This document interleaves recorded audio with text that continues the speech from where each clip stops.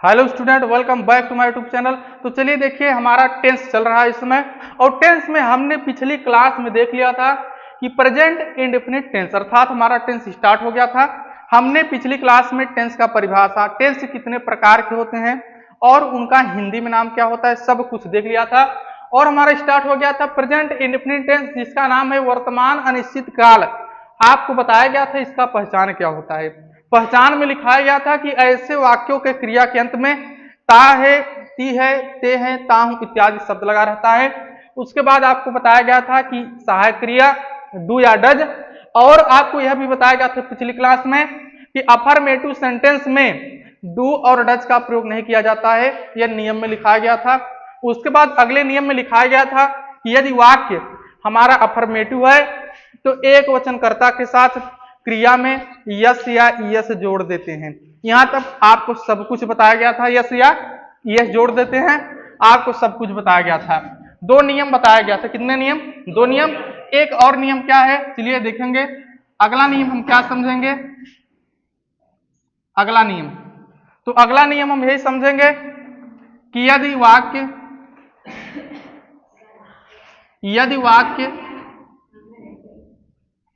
Affirmative है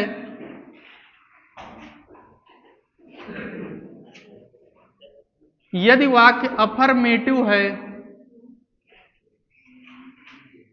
यदि वाक्य अफर्मेटिव है तो बहुवचनकर्ता के साथ और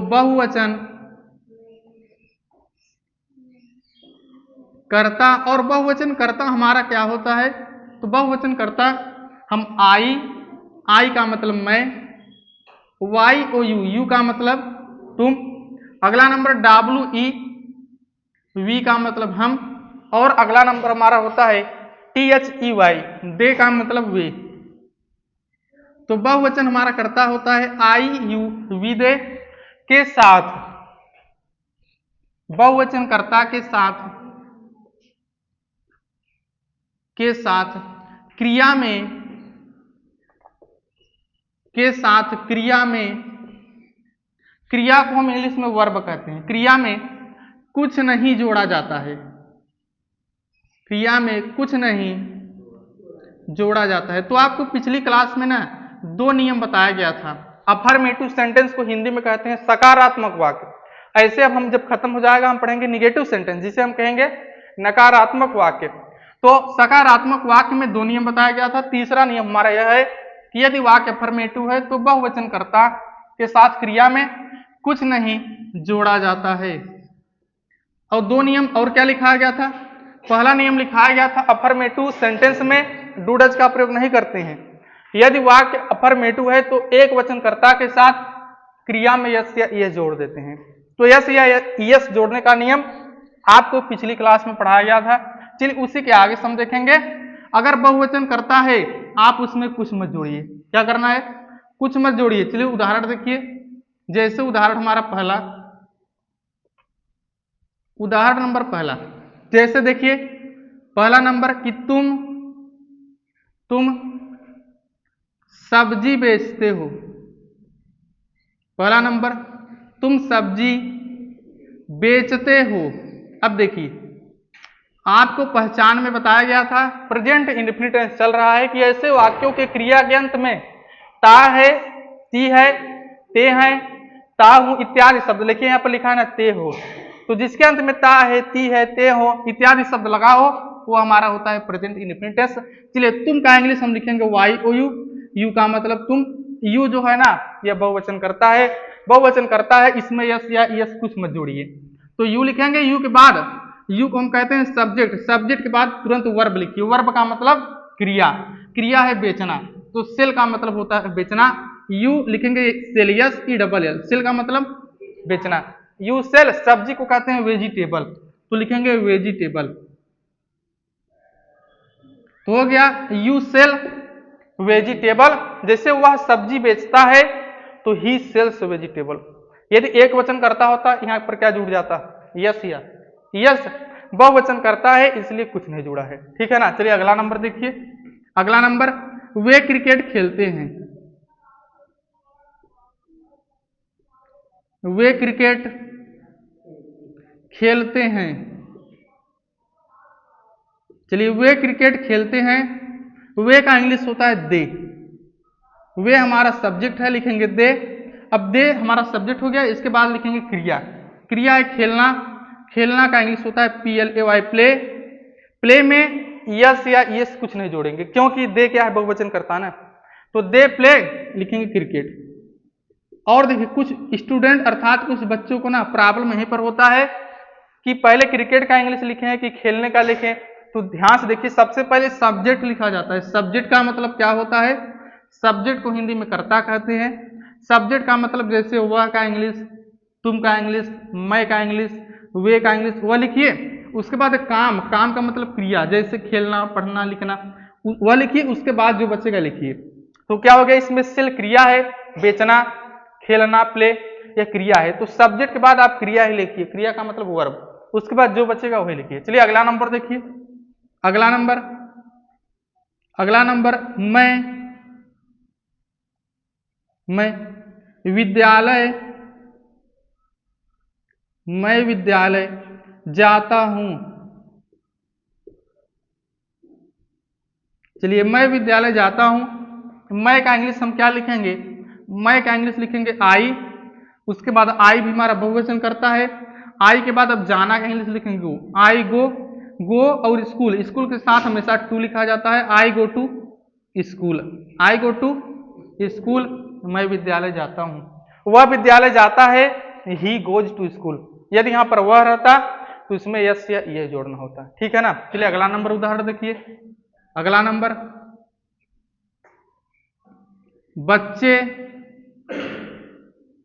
बच्चे शोर मचाते हैं।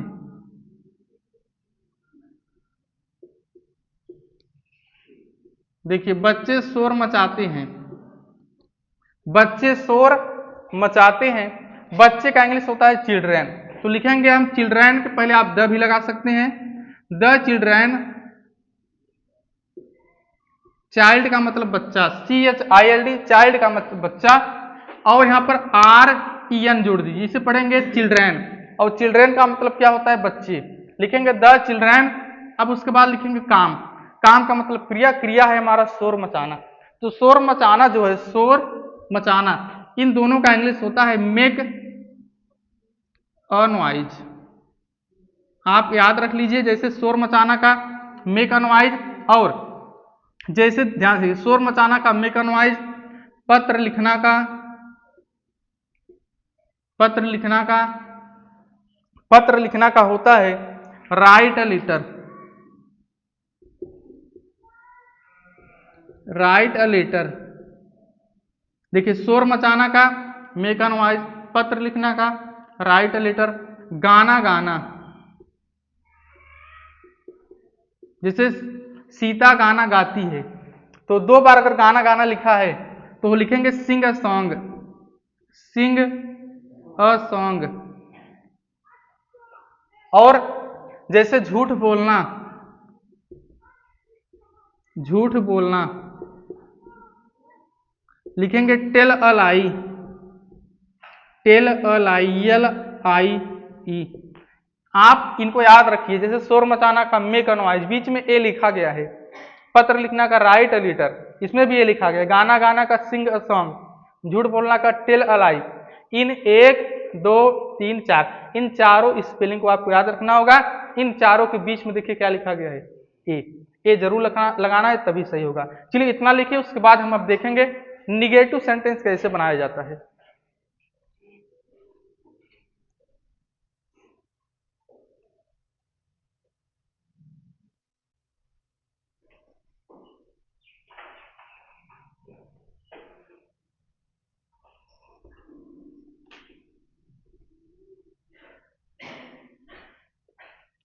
चलिए, अफर्मेटिव सेंटेंस में हमने एक वचनकर्ता और बहुवचनकर्ता का नियम देख लिया है।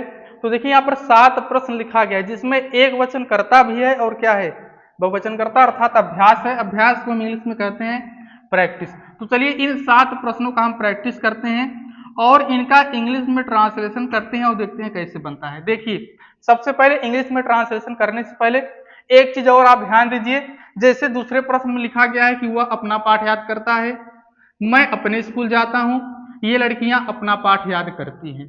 तो टेंस, चाहे जो टेंस हो, चाहे present indefinite tense, present continuous tense, पूरे टेंस में जो अपना आएगा, जैसे अपना, अपने, अपना, तो अपना की अंग्रेजी अलग अलग होती है। क्या होती है?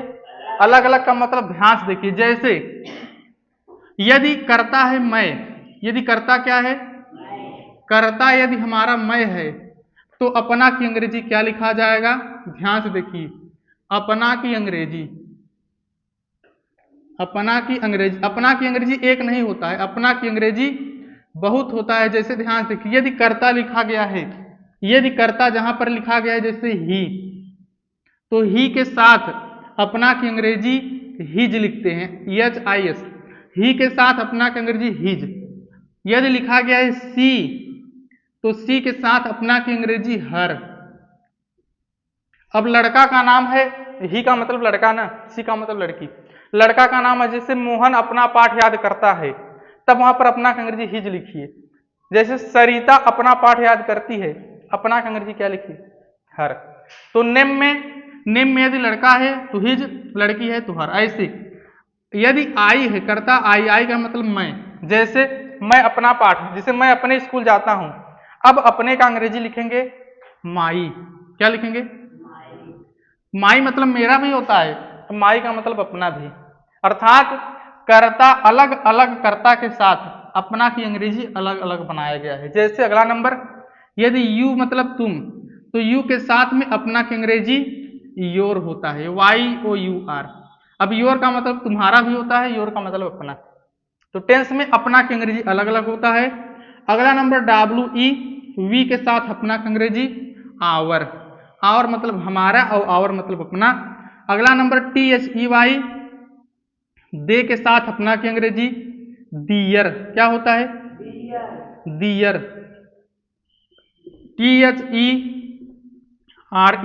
THERE से पढ़ते हैं देयर, इसे देयर पढ़ेंगे, लेकिन इसे दियर पढ़ेंगे। देखिए अंतर है ना स्पेलिंग में। तो दे के साथ अपना की अंग्रेजी दियर, ऐसे ही आपको ध्यान देना है, दे के साथ दियर। और यदि बहुवचन करता है, क्या है? बहुवचन करता, तब भी दियर लिखेंगे, अपना की अंग्रेजी दियर लिखेंगे। जैसे ध्यान से देखिए, जैसे पहले सेंटेंस मैं बना रहा हूं, आप सभी को समझ आएगा, और इसे आप कॉपी में लिख लीजिए कि ही के साथ अपना की अंग्रेजी हिज, सी के साथ हर, आई के साथ माई, यू के साथ योर, वी के साथ आवर, दे के साथ दियर। चलिए इतना लिखिए, उसके बाद हम इनका ट्रांसलेशन देखते हैं।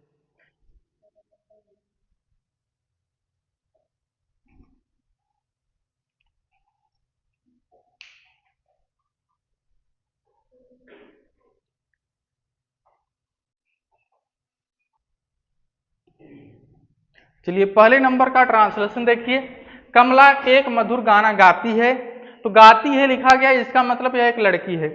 कमला एक मधुर गाना गाता है, इसका मतलब वो क्या हो जाता है? एक लड़का, लेकिन गाती है तो लड़की है। चलिए अपना की अंग्रेजी आप सभी को याद रखना होगा, कैसे यूज किया जाएगा अभी आप सभी को बताया जाएगा। चलिए देखिए पहला नंबर, कमला एक मधुर गाना गाती है, तो कमला का अंग्रेजी पहले सबसे पहले हम लिखेंगे यहाँ पर। चलिए कमला का हम यहाँ पर लिख दिया जाएगा इंग्लिश, अर्थात कमला का इंग्लिश यही होगा कमला। अब देखिए कमला एक मधुर गाना गाती है, कमला नेम है, तो he see it name, name he see it name एक वचन करता होता है, एक वचन कर्ता के साथ क्रिया में यस या यस जोड़ा जाता है। तो कमला अब हम लिखेंगे वर्ब, वर्ब क्या है? गाती है, गाना। तो भाई गाना गाती है, तो गाना गाना का आपको बताया गया था सिंग सॉन्ग, तो लिखेंगे कमला sing song, Kamala Singh a song. लेकिन ध्यान दीजिए अभी, सॉन्ग का मतलब म्यूजिक मतलब गाना, और सिंग का मतलब जो काम है, कमला गाना गाती है, तो सिंग मतलब जो क्रिया है यही है सिंग, तो सिंग में जोड़ेंगे यस या ईएस। क्या जोड़ेंगे? यस या ईएस। अब बताइए कमला है एक वचन, तो एक वचन के साथ यस या ईएस जोड़ा जाता है। बताइए सिंग में यस जुटेगा कि ईएस? तो सिंग में यस जुटेगा, तो लिखेंगे कमला सिंग अ सॉन्ग। लेकिन ध्यान दीजिए कमला गाना गाती है, कमला गाना गाती है या कमला एक गाना गाती है, लिखा जाता है कमला सिंग्स अ सॉन्ग, लेकिन बीच में जुटा है मधुर, तो इसीलिए लिखेंगे कमला एक मधुर गाना गाती है, कमला सिंग्स अ, यहाँ पर लिखेंगे sweet song, sweet song, sweet का मतलब मधुर, यदि मधुर नहीं होता बीच में तो हो जाता कमला सिंग्स अ सॉन्ग, लेकिन मधुर है तो मधुर का मतलब मीठा, और मीठा को इंग्लिश में क्या कहते हैं, स्वीट। तो कमला सिंग्स अ स्वीट सॉन्ग इसका ट्रांसलेशन हो जाएगा। अगला नंबर, वह अपना पाठ याद करता है। देखिए वह का इंग्लिश लिखेंगे ही है एक वचन, एक वचन कर्ता के साथ क्रिया में क्या जोड़ेंगे, यस या यस। बताइए वह अपना पाठ याद करता है, इसमें क्रिया है याद करना, तो याद करना का होता है लर्न, क्या होता है, LEARN, लर्न का मतलब सीखना और लर्न का मतलब याद करना, ही लर्न। अब इसमें क्या जुटेगा, यस या यस, तो इसमें जोड़ेंगे यस, ही लर्न्स अपना पाठ। अब देखिए वह अपना पाठ याद करता है, वह याद करना हो गया अपना पाठ, तो ही के साथ में अपना का अंग्रेजी लिखाया गया था हिज, तो ही लर्न्स लिखेंगे हिज और तब लिखेंगे लेसन, हिज लेसन का मतलब अपना पाठ, तो वह के साथ में अपना की अंग्रेजी क्या लिखेंगे, हिज। जो ध्यान देगा तभी आएगा। जैसे मैं अपने स्कूल जाता हूं, पहले आप लोग ध्यान दीजिए तब बाद में लिखिएगा। मैं का इंग्लिश लिखेंगे आई, पहले ट्रांसलेशन सीखिए कैसे बनाया जाता है। मैं का इंग्लिश क्या लिखेंगे, आई। अब आई बताइए इसमें वर्ब क्या है, जाना, तो आई। अब देखिए आई बहुवचन करता है ना, आई यू दे भी, बहुवचन कर्ता के साथ यस या यस नहीं जोड़ा जाता है। I go to school, I go to school का मतलब मैं स्कूल जाता हूं, लेकिन इसमें लिखा गया है मैं अपने स्कूल जाता हूं, तो आई गो, यदि रहता कि मैं स्कूल जाता हूं आई गो टू स्कूल, मैं अपने स्कूल जाता हूं तो आई गो टू। अब देखिए आई गो टू मतलब मैं जाता हूं अपने स्कूल, तो मैं के साथ में अपना का अंग्रेजी क्या होता है, भाई वहां पर लिखाया गया था कॉपी में, देखिए मैं के साथ अपना का अंग्रेजी माई, तो I go to my school, my school का मतलब अपने स्कूल, तो अपने की अंग्रेजी अलग अलग कर्ता के साथ अलग अलग होता है, ठीक है ना। ये लड़कियां प्रतिदिन अपना पाठ याद करती हैं। अभी आपको पिछले जब क्लास में यूज पढ़ाया जा रहा था उसमें बताया गया था, जैसे ये वे, तो वे लड़के, तो दोज बॉयज, ये लड़कियां, तो ये का इंग्लिश आपको बताया गया था these, these those this that, यह पहले ही क्लास में यूज पढ़ाया गया है, पिछली क्लास में आप देख लीजिए। तो इसमें कर्ता हमारा है ये लड़कियां, कर्ता हमारा क्या है, ये लड़कियां हमारा कर्ता है।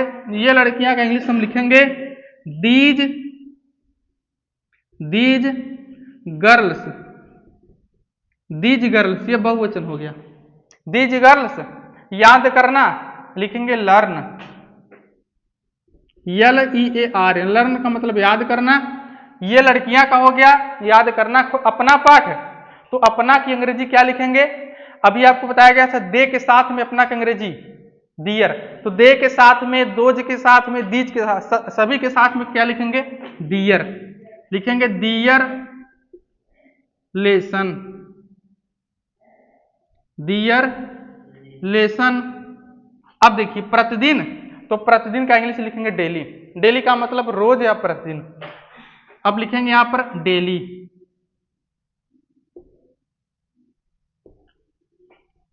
अगला नंबर, जैसे मैं खाना खाता हूं, तो मैं का इंग्लिश क्या लिखा जाएगा, आई। अब बताइए आई एक वचन करता है कि बहुवचन, बहुवचन कर्ता के साथ यस या यस कुछ नहीं जोड़ा जाता है। आई खाना खाता हूं इसका होता है आई ईट फूड, आई ईट फूड, बहुवचन करता है इसलिए इट में न यस जोड़ा गया है न यस। सूर्य सदैव पूरब में निकलता है, सूर्य का इंग्लिश होता है सन, और सूर्य पृथ्वी चंद्रमा से पहले आपको लगाना पड़ेगा द, सूर्य चंद्रमा पृथ्वी से पहले क्या लिखना होता है, द, तो सूर्य का अंग्रेजी लिखेंगे द सन, द सन। अब लिखेंगे निकलना, तो निकलना का होता है राइज, राइज मतलब उगना, सूर्य उगता है या निकलता है, तो उगना जैसे सूर्य उगता है ना मतलब निकलता है, तो the sun rise, RISE, rise का मतलब निकलना या उगना, तो द सन राइज। अब बताइए सन मतलब सूर्य पृथ्वी चंद्रमा एक वचन माना जाता है, क्योंकि सूर्य एक है ना, तो एक वचन है इसलिए इसमें जोड़ देंगे यस, द सन राइजेज। अब सूर्य सदैव पूरब में निकलता है, तो सूर्य क्या हो गया, निकलना हो गया। अब पूरब में, तो पूरब में लिखेंगे in the east, in the east, EAST, east मतलब पूरब। तो the sun rises in the east, सदैव, सदैव का इंग्लिश होता है ऑलवेज। यह भी आपको पढ़ाया गया था इंपरेटिव सेंटेंस में, ऑलवेज। जब आपको पढ़ाया जा रहा था इंपरेटिव सेंटेंस, उसका भी क्लास आपके यूट्यूब चैनल पर है, आप इंपरेटिव सेंटेंस में देखेंगे सदैव वाला इंग्लिश बताया गया था। सदैव का इंग्लिश होता है always. The sun rises in the east always, the sun rises in the, क्या लिखा है, ईस्ट ऑलवेज, ऑलवेज का मतलब सदैव। तो सदैव का इंग्लिश क्या होता है याद कर लीजिए, सदैव का होता है ऑलवेज। और आपको इसके बारे में पूरा डिटेल पढ़ाया गया है इंपरेटिव सेंटेंस में। इंग्लिश देखिए, इंग्लिश क्या है ना, इंग्लिश आप पढ़ते जाएंगे तो आगे जो आपको पढ़ाया जाएगा वो पीछे से क्या हो रहता है, जुड़ा रहता है। जैसे टेंस अब पढ़ रहे हैं, अब यूज जो पढ़ा, जो स्टूडेंट पढ़ा है उसे टेंस आसान लगेगा। अब जैसे टेंस खत्म हो जाएगा तो पढ़ाया जाएगा एक्टिव वॉइस पैसिव वॉइस, तो एक्टिव वॉइस पैसिव वॉइस उसी को आएगा जिसको क्या आता रहेगा, टेंस।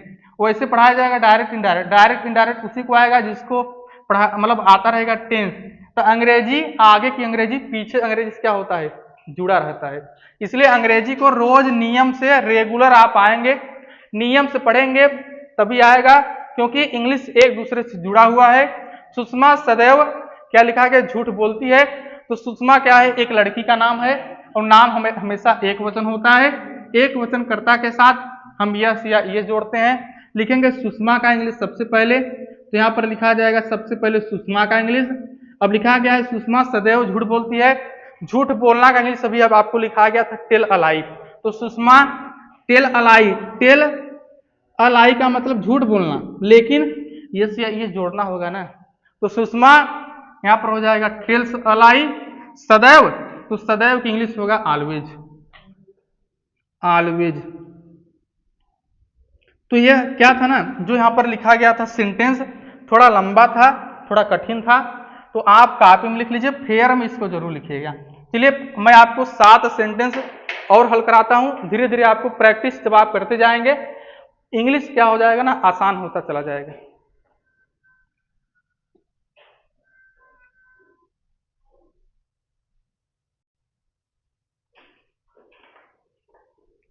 चलिए देखिए, हमारा 8वां नंबर प्रश्न लिखा गया है कि वह प्रतिदिन ईश्वर की पूजा करती है। अगला नंबर, राम सदैव दूध पीता है। अगला नंबर लिखा गया है कि वे लड़के कक्षा में शोर मचाते हैं। देखिए ट्रांसलेशन में सबसे पहले यहाँ पर जो आपको चीज बताया जाए ना, आप याद रखिए। जैसे क्या याद रखिए, हमने अभी आपको बताया था, जैसे आप याद रखिए झूठ बोलना का टेल अ लाई, पत्र लिखना का राइट अ लेटर, ये सब लिखा गया था ना। शोर मचाना का मेक अ नॉइज। तो जो यहाँ पर कुछ चीजें आपको अलग से बताया जाए उसे आप याद रखिए। जैसे प्रतिदिन, जैसे आ जाए प्रतिदिन, प्रतिदिन का मतलब होता है रोज, इसे भी याद रखिए। प्रतिदिन मतलब रोज, प्रतिदिन को हम रोज कहते हैं। तो प्रतिदिन का इंग्लिश होता है डेली, DAILY। यदि ट्रांसलेशन में प्रतिदिन आ जाए तो प्रतिदिन का अंग्रेजी हम क्या लिखेंगे, डेली। और डेली सबसे अंतिम में लिखिए। जैसे इसमें प्रतिदिन आए, सब जब ट्रांसलेशन खत्म हो जाए सबसे अंतिम में प्रतिदिन का इंग्लिश क्या लिखेंगे, डेली। अपना का इंग्लिश बताया गया, ही के साथ में अपना का इंग्लिश हिज, सी के साथ में अपना का इंग्लिश हर, आई के साथ में माई, यू के साथ में योर, ये सब आपको याद रखना है। और जैसे वे का इंग्लिश क्या होता है, तो वे का इंग्लिश आपको याद रखना होगा। तो वे का इंग्लिश होता है THEY, दे। दे मतलब वे। लेकिन यदि वे के पीछे कुछ लिखा है, जैसे वे लड़के, ध्यान देते रहिए, यदि लिखा है वे लड़के, तब वे का इंग्लिश शब्द नहीं लिखा जाएगा, लिखा जाएगा दोज बॉयज। लड़के हैं तो बॉयज। वे लड़कियां, ध्यान देते रहिए, वे लड़कियां, वे लड़कियां लिखा जाएगा दोज, दे मत लिखिए। यदि वे के बगल में लड़के, लड़कियां, बच्चे, अध्यापक कुछ लिखा गया है तो वे का इंग्लिश दोज और लड़कियां का लिखेंगे गर्ल्स। अब यदि लिखा गया है जैसे ये लड़कियां, क्या लिखा गया है, ये लड़कियां, यहां पर देखिए जैसे लिखा गया है ये लड़कियां, ये लड़कियां, ऐसे ये का इंग्लिश होता है दीज।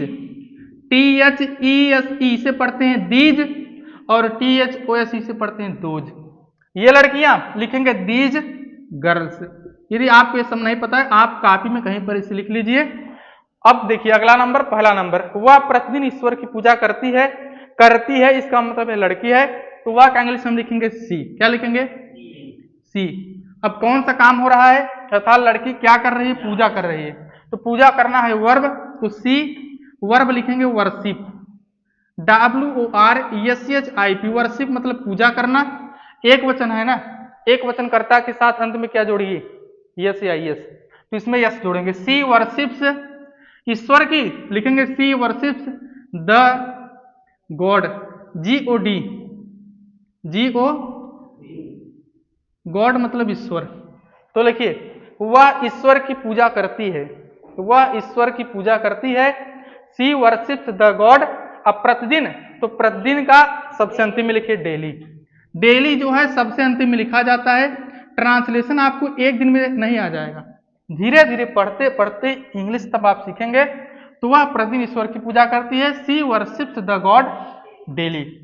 राम सदैव दूध पीता है, पहले आप बनाइए राम दूध पीता है, लिखेंगे राम, राम है एक वचन इसलिए जोड़ेंगे यस या यस। राम ड्रिंक, तो ड्रिंक में जोड़ दीजिए yes. Ram drinks milk, Ram दूध पीता है। अब सदैव, तो सदैव का इंग्लिश होता है ऑलवेज, तो Ram drinks milk always. Always का मतलब हमेशा या सदैव, जैसे मैं हमेशा दूध पीता हूं, हमेशा या सदैव का इंग्लिश होता है ऑलवेज।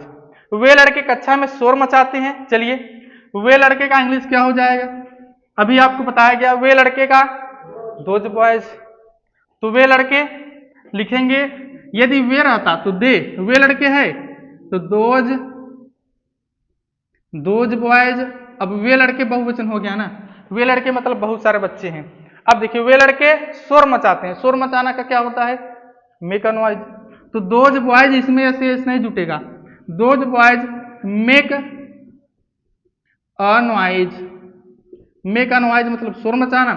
कक्षा में तो लिखेंगे in the class, in the class का मतलब कक्षा में लिखा जाएगा इन द क्लास।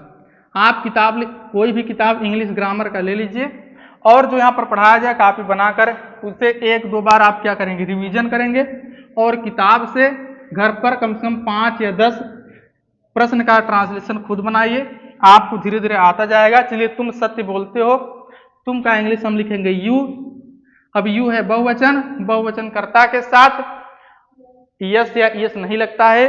सत्य बोलना, सत्य बोलना का इंग्लिश होता है स्पीक द ट्रूथ, यह भी आपको इंपरेटिव सेंटेंस में पढ़ाया गया था पीछे।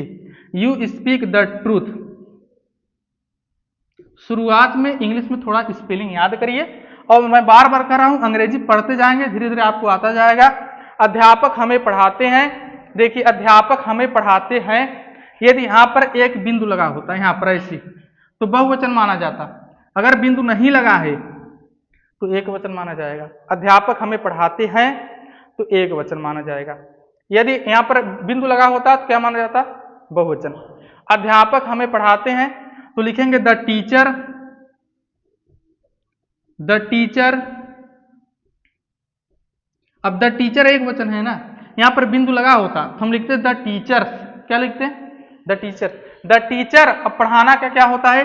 Teach, TEACH।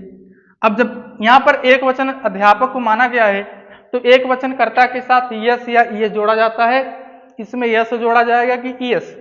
तो इसमें जोड़ा जाएगा ईएस। The teacher teaches. अब देखिए यदि बीच में हमें आ जाए, वाक्य के बीच में हमें आ जाए, तो हमें का इंग्लिश होता है अस। चलिए इसे हम कल बताएंगे कि यदि बीच में उसे, हमें, तुम्हें आ जाए तो इंग्लिश क्या होता है। सीमा उसे बुलाती है, लिखेंगे सीमा। बुलाना का होता है काल, सीमा एक वचन है यस। सीमा काल उसे, उसे का इंग्लिश होता है हिम। चलिए कल हम यही देखेंगे, उसे, हमें, तुम्हें जब बीच में आ जाए तो उसका इंग्लिश क्या होता है। तो चलिए आज हम क्या सीखे, अभी हमारा प्रेजेंट इंडेफिनिट टेंस ही चल रहा है। थोड़ा शुरुआत में हम धीरे धीरे पढ़ रहे हैं, जब सीख जाएंगे ना तो क्या करेंगे फास्ट, मतलब हल्दी हल्दी हमारा टेंस क्या हो जाएगा, खत्म हो जाएगा। चलिए इन प्रश्नों का प्रैक्टिस हो गया है। अब हम अगली क्लास में सीखेंगे निगेटिव सेंटेंस कैसे बनाया जाता है।